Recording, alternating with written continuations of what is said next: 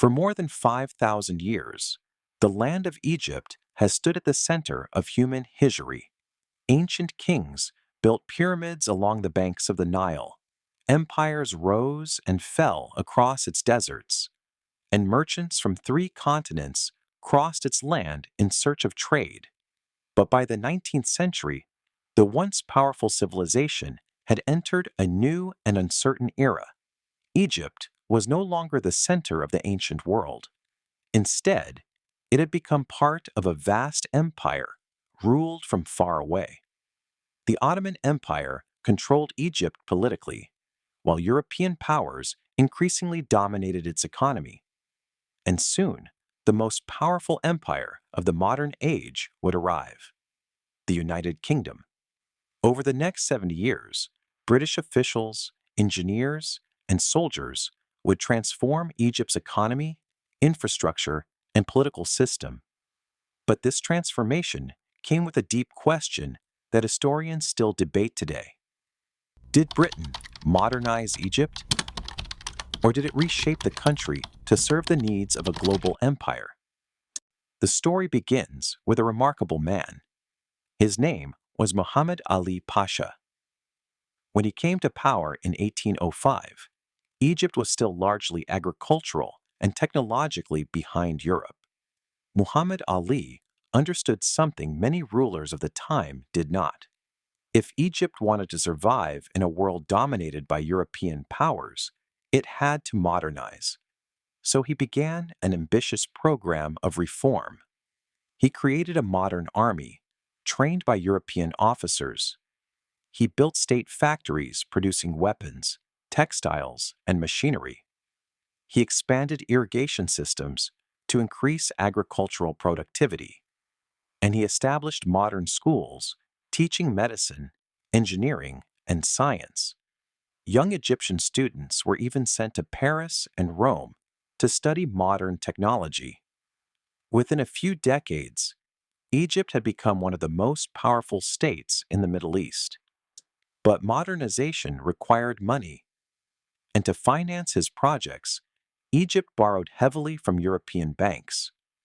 This growing debt would soon draw European powers deeper into Egyptian affairs. In the mid-19th century, global trade was expanding rapidly. But ships traveling between Europe and Asia still had to sail thousands of kilometers around the southern tip of Africa. A bold idea promised to change this forever: a canal across the narrow strip of land connecting the Mediterranean Sea to the Red Sea. The result was the construction of the Suez Canal. The project was launched by the Egyptian ruler Ismail Pasha and built with major French involvement. After 10 years of construction, the canal opened in 1869. Its impact on global trade was immediate. Ships traveling between Europe and Asia could now cut their journey by nearly 7,000 kilometers. The canal quickly became one of the most important trade routes in the world.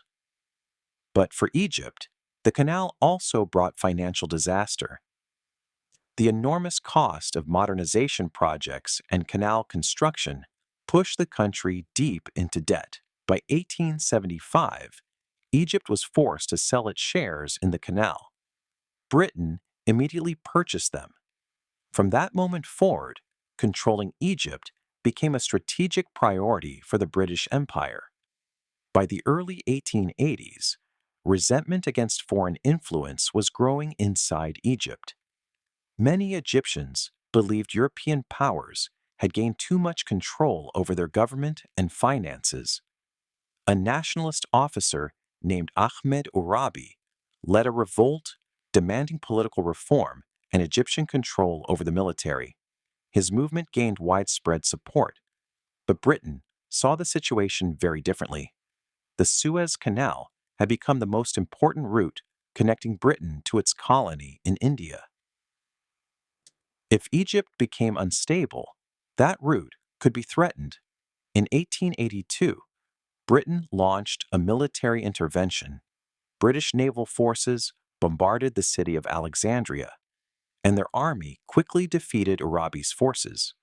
Egypt remained technically part of the Ottoman Empire. But in reality, it was now controlled by Britain.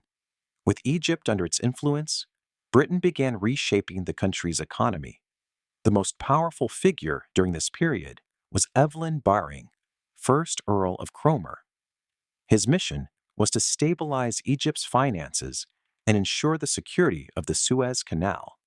One of the greatest challenges was managing the waters of the Nile River. For centuries, Egyptian agriculture depended on unpredictable seasonal floods.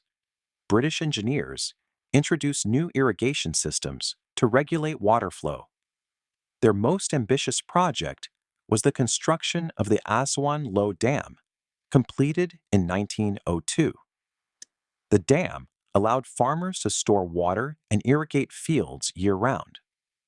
Agricultural production increased dramatically, but the British encouraged Egypt to focus heavily on one crop: cotton. Cotton was essential for the textile mills of industrial Britain. As a result, Egypt's economy became closely tied to the global cotton market. During this period, Britain also expanded. Railway networks, modern ports, telegraph systems, irrigation canals. These projects modernized Egypt's infrastructure, but they were designed primarily to support imperial trade and strategic control. While British administrators improved infrastructure, many Egyptians began to demand political independence. Educated elites, journalists, and students formed nationalist organizations. One of the most important leaders of this movement was Saad Zaghloul. After World War I, Egypt erupted in protests demanding freedom from British rule. The uprising became known as the 1919 Egyptian Revolution. Demonstrations spread across cities and villages. Railways were disrupted. Government offices were attacked. Faced with mounting pressure, Britain agreed to grant Egypt partial independence in 1922. Egypt became a constitutional monarchy. However, Britain still controlled key areas of power. Most importantly, it maintained control over the Suez Canal. By the mid-20th century, anti-colonial movements were sweeping across the world. In 1952, a group of Egyptian military officers overthrew the monarchy in the Egyptian Revolution of 1952.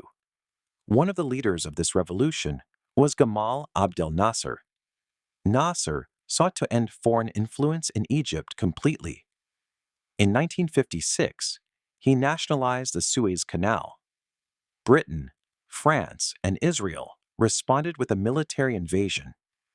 The conflict became known as the Suez Crisis. But international pressure forced the invading powers to withdraw. For Britain, the crisis marked the end of its role as a dominant imperial power in the region. Today, Egypt remains one of the most strategically important countries in the world. The Suez Canal continues to carry a significant portion of global trade. Modern cities, railways, and irrigation systems still reflect the transformations of the 19th and early 20th centuries. But the story of modern Egypt cannot be attributed to one empire alone. It was shaped by visionary rulers, foreign powers, and powerful movements for national independence. The legacy of British influence remains visible across Egypt. Yet the country's modern identity was ultimately forged by the people who fought to reclaim their sovereignty.